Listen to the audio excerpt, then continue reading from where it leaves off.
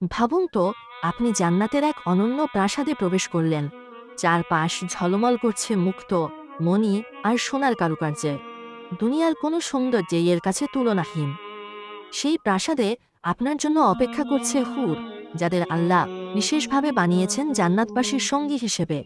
তাদের সৌন্দর্য, তাদের কোমলতা, তাদের লাজুক দৃষ্টি, সব কিছুই আপনার জন্য।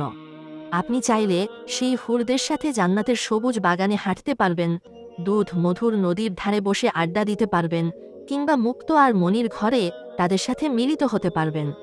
এখানে থাকবে না কোনো ক্লান্তি, থাকবে না কোনো মান অভিমান বা দুঃখ। প্রত্যেক মুহূর্ত হবে আনন্দ, শান্তি আর ভালোবাসায় পূর্ণ। এমনকি হাদিসে আছে, জান্নাতের প্রতিটি বৈধ ইচ্ছা আল্লাহ পূর্ণ করবেন, কোনো কিছুই অসম্পূর্ণ থাকবে না। তাহলে কল্পনা করুন, জান্নাতে হুরদের সাথে সেই সম্পর্ক, যা হবে চিরস্থায়ী সুখ, অনন্ত ভালোবাসা আর আল্লাহর পক্ষ থেকে দেয়া এক অসাধারণ পুরস্কার।